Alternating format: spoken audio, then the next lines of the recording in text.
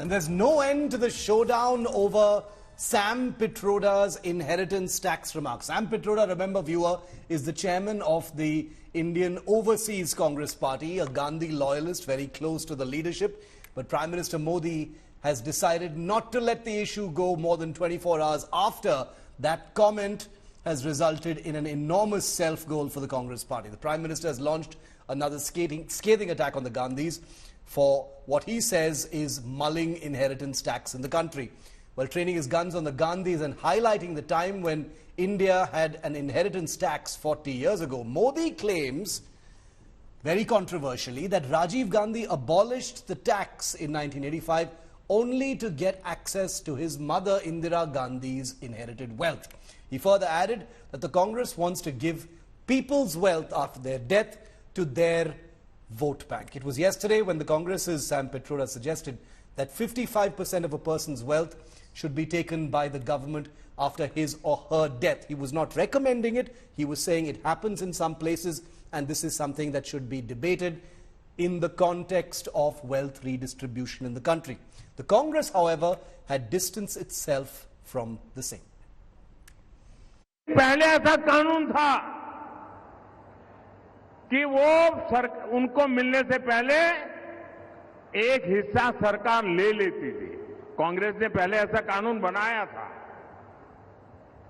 तब चर्चा थी और व्यापक रूप से चर्चा थी कि जब इंदिरा जी नहीं रही और उनके बेटे राजीव गांधी जी को ये प्रॉपर्टी मिलने की थी, लिख करके गई थी, तो अब सरकार को पैसा चला न जाए, प्रॉपर्टी को बचाना था, तो इन्होंने क्या कर दिया, उस प्रॉपर्टी को बचाने के लिए अपनी माता इंदिरा गांधी से मिले हुए पैसों को बचाने के लिए उस समय के प्रधानमंत्री श्रीमान राजीव गांधी ने अपनी संपत्ति बचाने के लिए पहले जो इनहेरिटेंस कानून था उसको समाप्त किया और खुद के पैसे बचा लिए। अब वहां मामला निपट गया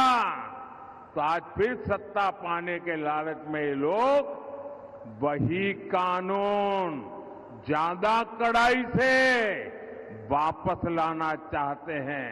वो जीते जी तो छोड़िए, ये स्वर्गवास के बाद भी, मृत्यु के बाद भी आपकी जो बची हुई संपत्ति है, जो स्वाभाविक रूप से आपके बेटे बेटी को मिलनी चाहिए, वो भी आप नहीं दे पाओगे।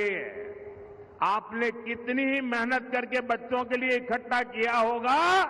कांग्रेस वाले कहते हैं कि उनकी सरकार आएगी तो वो भी डुब्बे में से गुल कर दिया जाए। ऑफिशियली कहते हैं आपकी कमाई का आधे से ज्यादा कांग्रेस अगर सरकार में आती है तो ये सरकार छीन लेंगी और इसलिए कांग्रेस आप पर इनहेरिटेंस टैक्स, आपकी विरासत पर टैक्स लगाना चाहती है। सबसे पहले कहते हैं कि इलेक्टोरल बॉन्ड से हिंदुस्तान में जो भ्रष्टाचार है वो खत्म होगा। सुप्रीम कोर्ट ने कहा भैया ये तो कानूनी नहीं है, इसको रद्द करो, और सुप्रीम कोर्ट ने उनकी स्कीम को रद्द कर दिया। सुप्रीम कोर्ट ने कहा भैया जिन्होंने आपको पैसा दिया उनके नाम दो और कौन सी तारीख पे पैसा दिया वो बता दो। किसी कंपनी पे सीबीआई की रेड होती है,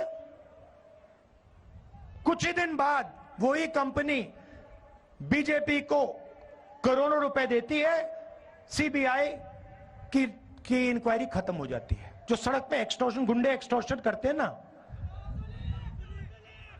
हाँ, ये उन्होंने इंटरनेशनल लेवल पर शुरू कर दिया है। वो हमेशा यही बोलते हैं मजबूत इंडिया बना। कई के लिए भाई? तुम्हारे लिए।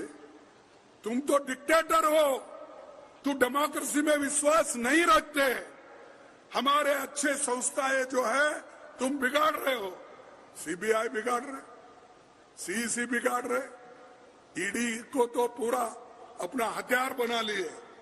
उसमें सब अच्छे अच्छे लोगों को, कांग्रेस वालों को भी डराना, दूसरे पार्टी वालों को भी डरा डरा के आप उनको कहां लिए, अपने झोली में डाल लिए।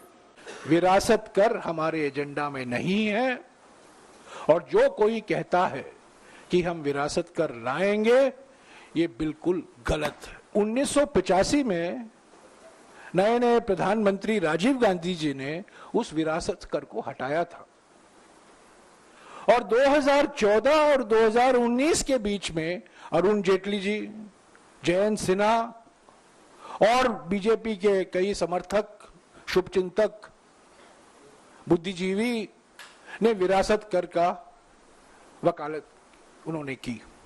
प्रधानमंत्री कहते हैं कि इस न्याय पत्र में धन पुनर्वितरण की बात होती है। मैं उनको चुनौती देता हूं। हमारे 50 पन्ने हैं, 50 पेज है ये मैनिफेस्टो, ये न्याय पत्र। इसमें एक शब्द हमने इस्तेमाल नहीं किया है जो कहता है वेल्थ रीडिस्ट्रीब्यूशन। ना संपत्ति सुरक्षित, ना संतान सुरक्षित, ना सीमा और सरहद सुरक्षित, और ना ही सनातन सुरक्षित। तो कांग्रेस की सरकार या कांग्रेस के राज में कौन सुरक्षित रहेगा? कोई नहीं रहेगा। इसलिए आज राहुल गांधी जी के mentor, guide, philosopher Sam Pitroda ji के बयान से बहुत स्पष्ट हो गया, और कांग्रेस के मैनिफेस्टो में भी स्पष्ट तौर पर दिखता है कि कांग्रेस आम जनमानस की मेहनत की कमाई के पैसे को छीनना चाहती है, उनके हक छीनना चाहती है, और उनकी मौत के बाद भी उनकी परिश्रम का पैसा उनकी संतान को नहीं, बल्कि कांग्रेस अपने वोट बैंक के लिए इस्तेमाल करेगी। कांग्रेस जिसने देश के संसाधनों को लगभग 60-65 वर्षों तक लूटा, अब उसकी नियत लोगों की, आम जनता की संपत्ति पर लगी हुई है, और आम जनता की संपत्ति पर लगे होने के कारण ही अब वह इस विरासत टैक्स की बात कर रहा है, और फिर इसको बांटेगा उन लोगों को जो घुसपैठिए हैं। Meanwhile, I want to bring in India Today's Mosmi Singh, who's been following the campaign trail all across the country. Today finds her in Wayanad, which goes to the polls with the rest of Kerala tomorrow. Mosmi, good to see you. You know, north, south, east, west, you're all over the place. But, you know, we're talking about the big fight that's broken out thanks to good old Sam Pitroda. And we'll be playing your ground reports from Wayanad in a short while, Mosmi. But, you know, I'm curious to know because, you know, Sam Pitroda has done the damage. Now we're seeing the kind of damage control that has occupied the Congress for a better part of yesterday and today. You know, what is the inside thinking within the Congress party? You know, suddenly after about 3 days of appearing to dominate the narrative with the whole wealth redistribution, you know, proposition, the Congress appears to be slightly defensive now over this slightly leftist proposition. What's going on the inside, Mosmi?